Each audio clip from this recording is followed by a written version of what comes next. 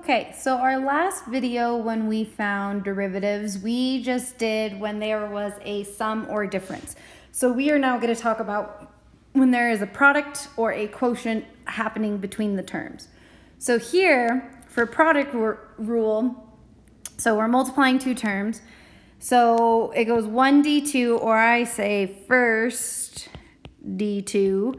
So what does first d mean? It means the derivative of the first term times the second one plus 2, the derivative, so 2d, and then 1 times the first term. So first d second. So we're going to take the derivative of the first term. So that's 12x to the third times the second plus the derivative of the second term times the first term. So not too bad. So u times v, again, it's u prime times v plus v prime times u. So you just take the derivative of 1 and leave 1 the same, okay? So if we do that, then we would simplify here. So remember, when you multiply terms, obviously multiply the coefficients and then you add the exponents. So x to the 6th, and that's 24, plus 6 times 3 is 18, x to the 6th. If you do 24 plus 18, since they have the same exponent, they can be combined. So y prime is 42 x to the 6th. There's the derivative of that function. All right, let's do the second one. So same thing. So first d, so negative 24x times the second. I'm going to rewrite this as x to the 1/2. So remember, if it's a radical, that means it's a fraction.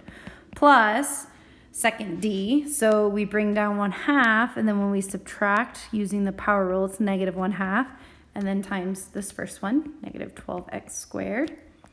So now to combine, so that's 1. So negative 24 times 1, so negative 24. And then if I combine these two, we'll think about that as 2 over 2, it becomes 3/2.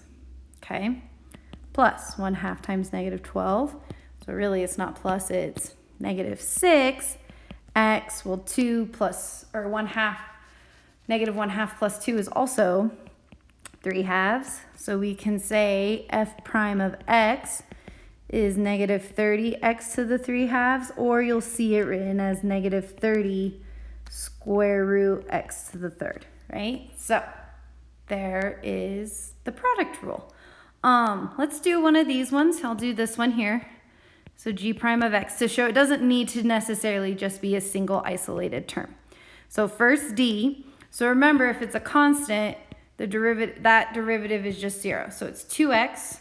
And then we have, whoops, go away, x squared minus 4x plus second d, so derivative here, 2x minus 4 times the first, x squared plus 3. And then I would just expect you to distribute and then combine like terms. So I'm going to do that really quick. So 2x to the third minus 8x squared. And then that becomes plus 2x to the third plus 6x minus 4x squared minus 12. So g prime of x equals, so 2x, so 4x to the third, oops, not 6. So negative 8, negative 4 is negative 12x squared minus 6x minus 12. So there is the derivative, okay? All right. So quotient rule, so we're dividing this time our terms. How this one goes, it goes low d high, so the low term times the derivative of the first, or the top term, minus high d low, all over squared what's below. So whenever you see the d, that means derivative. I'm going to rewrite that here. So if I did u divided by v, so low d high minus high d low, all over squared what's below. So y prime, so low, d high, so 4 times 8 is 32, and it becomes x to the third, minus high, and then d low, so 4x, all over squared what's below. So then that becomes 64x to the 5th minus 32x to the 5th over 4x to the 4th. So remember, power to a power you multiply. So it becomes 32x to the 5th over 4x to the 4th.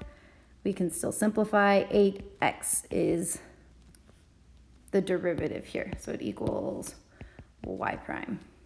Or you'll see dy dx. Okay, remember that's an okay notation.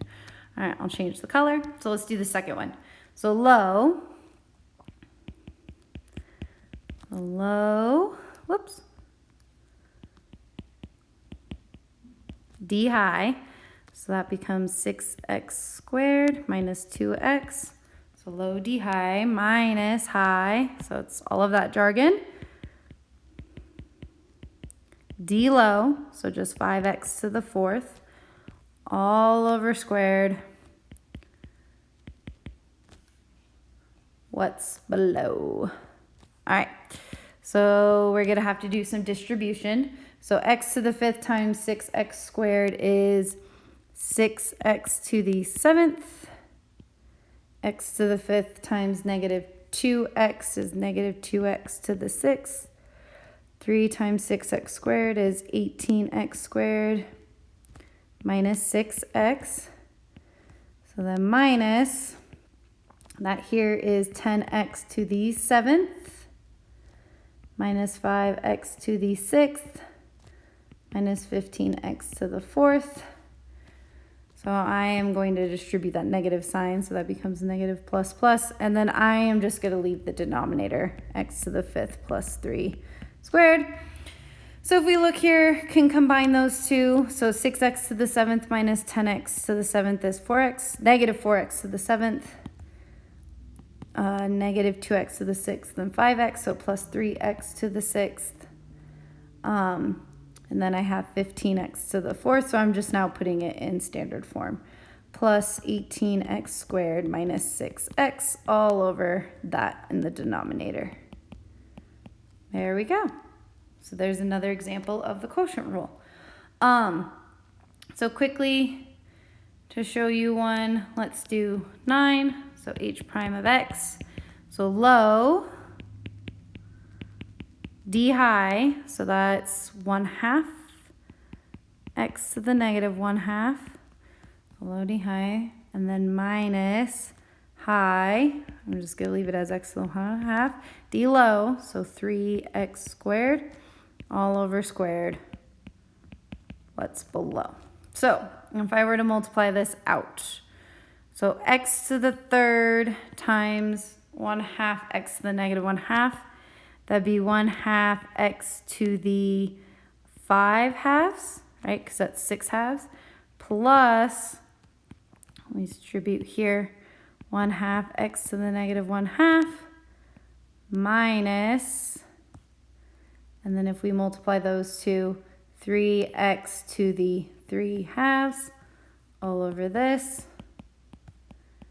So I would probably leave it then as 1/2 square root of x to the 5th plus 1/2